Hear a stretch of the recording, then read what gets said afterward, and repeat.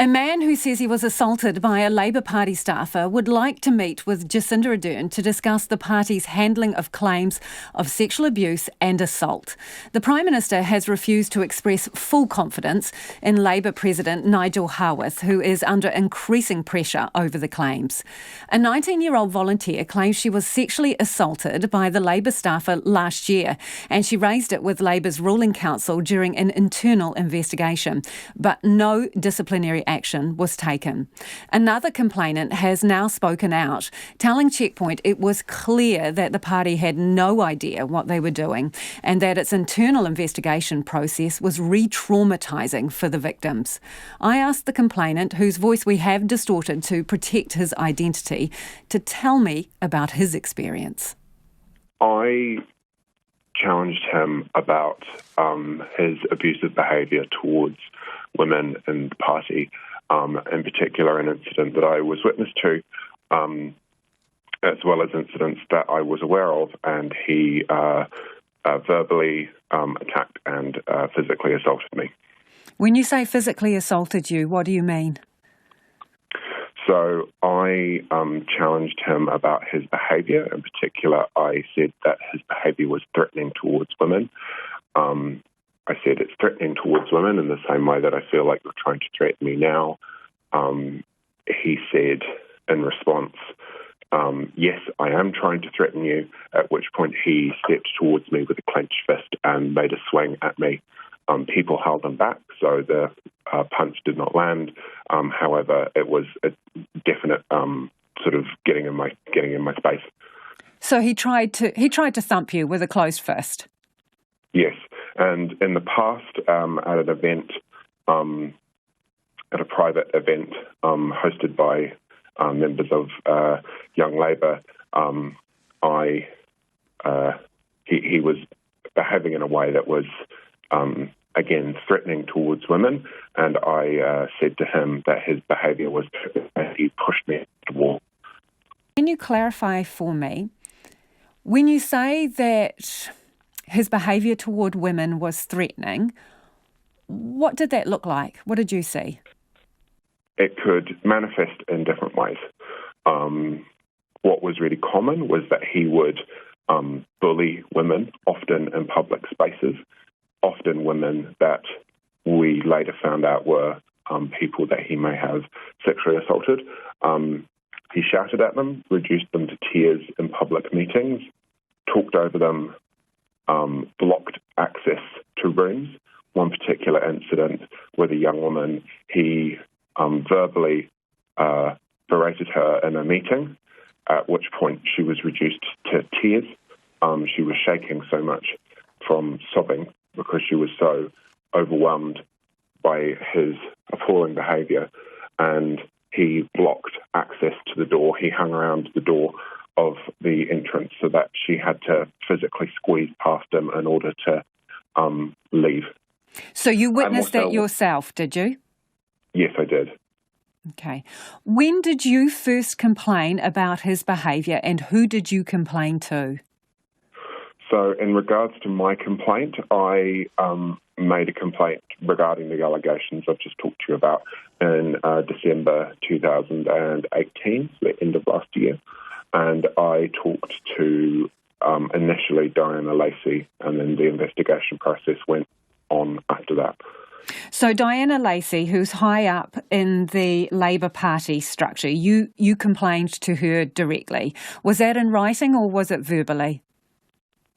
I sent an initial complaint to Andre and Anderson, the secretary, and CC'd in Diana, and also met with her, as was the case with others. What contact have you had with the other complainants? Did you know them, and did you know that they had complained? Yes, we have gone through this. We went through the process together. So, as I understand it, you're the only male complainant, is that correct? Yes. Okay. That I'm aware of. So, a committee was formed to hear these complaints. It was convened, and you gave evidence before that committee, correct? Yes. So tell me about that process. What was it like and what did you tell them? It was horrific. The whole thing felt like it was orchestrated to protect him and his image, and the power imbalance was huge. It was clear that the party had no idea what they were doing.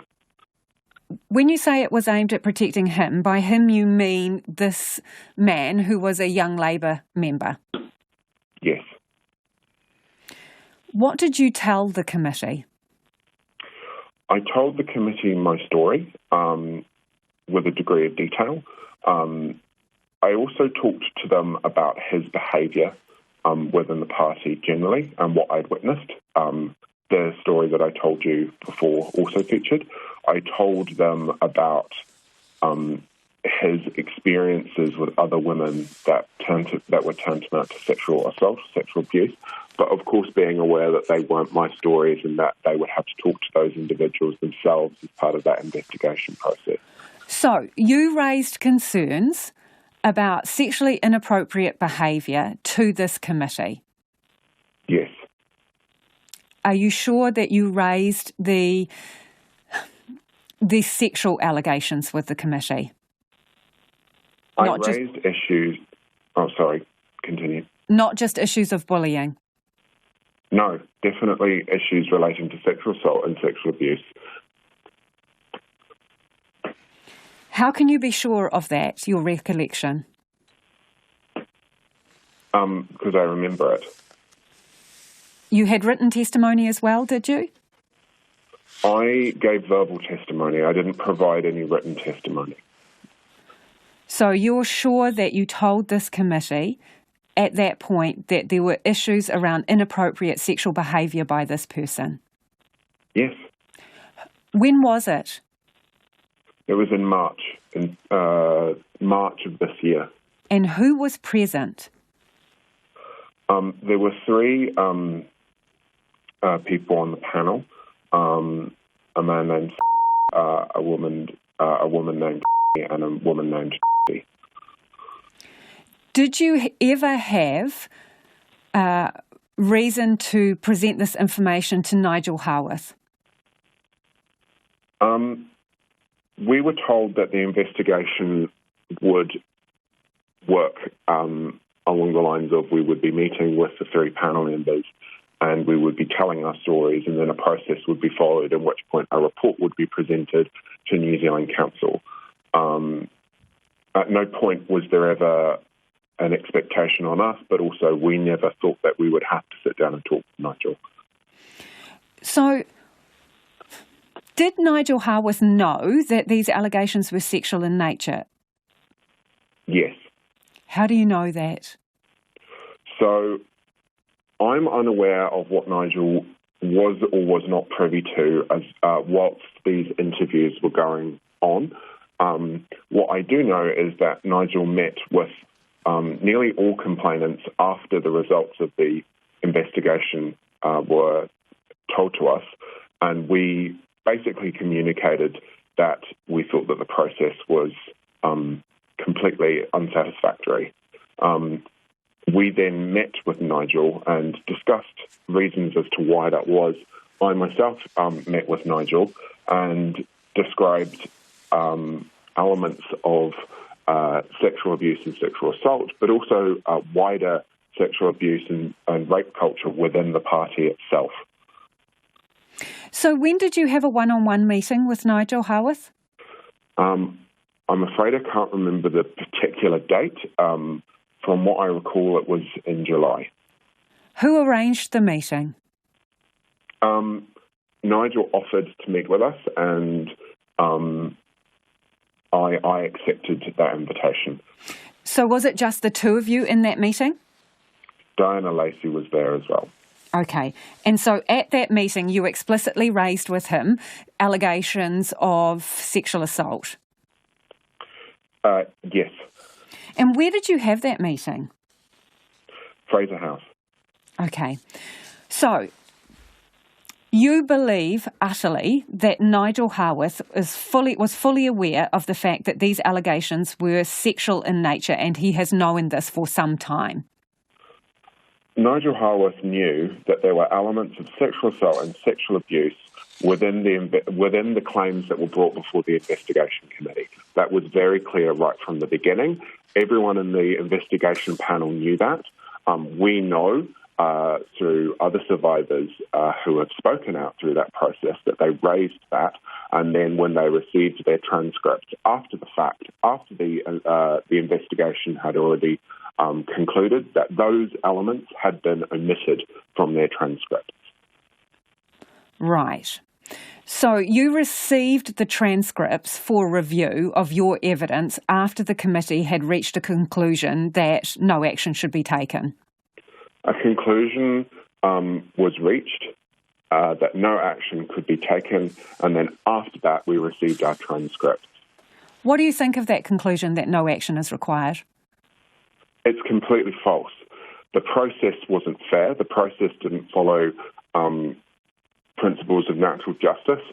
There was no experience on the panel or for those who were running the investigation when it came to survivors of either sexual abuse or assault or other forms of abuse or assault. The party offered support, yes.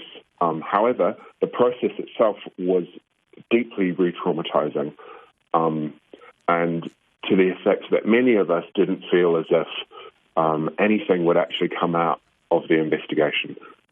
Did the transcripts accurately reflect the evidence that you had given at that committee hearing? No. How so? Well, I discussed the fact that there was a degree of sexual abuse and sexual assault behaviour by this individual, bearing in mind that I myself had not experienced anything, but that other victims had, and that the investigation needed to talk about that with them, but also about his general reputation for sexual abuse and sexual assault, and also a general culture within the Labour Party of rape culture. Those things were discussed, and on review of the transcript from my interview, that was not recorded. Did you speak to the other complainants and asked about whether their transcripts accurately reflected their evidence? Yes, one victim who was subject to a sexual assault by this individual has said to me that they detailed this in their investigation, and that has not been accurately reflected. We've seen that play out in the press over the last few days. Okay. Who else within Labour knew about the nature of these complaints, that they were allegations of sexual assault? Did any cabinet ministers know? Well, I can't say for sure. So I'm unsure. I can only speak to my experiences, which is with Nigel and the interviewing panel. Okay. So this person who the allegations have been made against, I don't want you to name them, but how important are they within the Labour Party structure? It's difficult to be able to describe their influence in a way when it comes to specific roles. So they hold a very important position within Parliament, a very influential position. What you have to remember as well is that this was a person who was older than his victims and exercised a degree of authority over them in the sense that they looked up to him as an older member of the party who was in influential positions and aspirational positions. Is this person's family well connected to the Labour Party? Yes. How do you think those things have influenced the decisions of the committee and the people dealing with your complaints, if at all? So from what I understand from the Secretary of the Labour Party,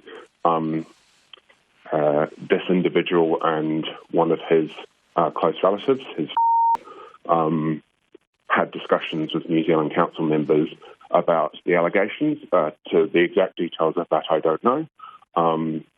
But I believe that influence has led to a degree of conflict of interest, which means that this process can't possibly be seen as fair. So overall, how has this been handled? Poorly. The effect has been that as victims, we feel traumatised. We're afraid. We don't know what the consequences of our actions will be when it comes to speaking out. We fear repercussion, and we don't know that we'll be believed. We also don't know that anything will be done about it. When you're a member of the Labour Party, you are united with these feelings of wanting to make the world a better place, these feelings of solidarity, these feelings of wanting to champion social justice. The people that you work with are like your family. And it is heartbreaking to go through this process, and you feel like you're betraying people for speaking up about abuse that you've experienced. It's incredibly isolating, but we know that this is what we need to do. For too long, men like this individual have been allowed to get away with assault and abuse within the Labour Party. But this is our story, and this is about us taking back control. You were sent some instructions about conditions of your movement around Parliament. Can you just tell us? I believe Nigel Haworth issued some directives. What were you told? We were told that we weren't allowed to go into the part of the parliamentary building that he worked in, and he wasn't allowed to be in spaces where we would be.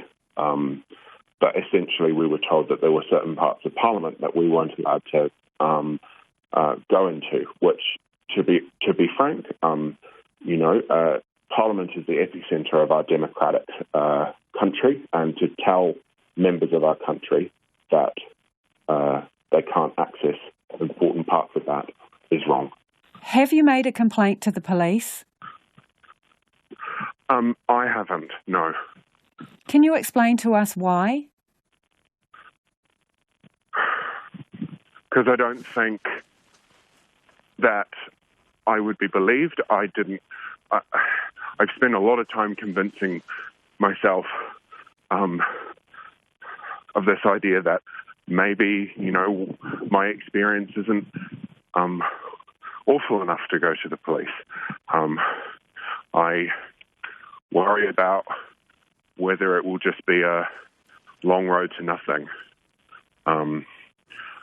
I have a degree of anxiety about talking to the police about issues that are difficult. And also as a man involved in this situation, the only man, I feel that my story doesn't hold as much merit as other people's, and that has been hard. Would you feel comfortable talking directly to the Prime Minister if she wanted to speak to you about this? Would you feel comfortable to speak to her about what happened? I would want to be able to have a conversation with Jacinda away from anyone else. If she wanted, if that was something that would be possible, I would be open to that. One of the things that has made a difference is that as a group of victims, we have dealt with this issue together, and we are united together. And any opportunity that Jacinda would want to have to talk to one of us, she would have to talk to all of us. Would you welcome that opportunity? Yes, absolutely. Is it plausible, do you think, that she didn't know of the nature of these allegations, the full extent of them? Absolutely. I can entirely see that as being possible. And what makes you say that?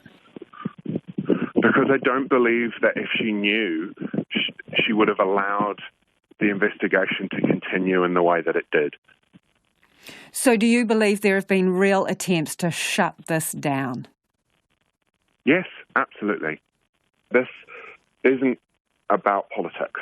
It's not about about playing games. This isn't about anything like that. When you strip it down, this is about one man who was allowed to hurt vulnerable people like me, people like the other victims, for too long.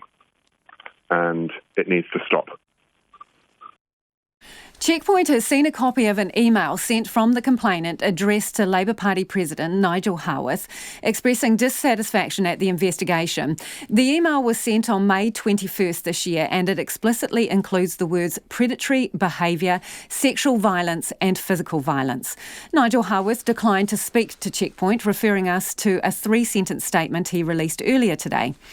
The statement says the allegation of a sexual assault was not provided to the President and Acting General Secretary at a meeting in the Wellington Central Library or subsequently to the Labour panel.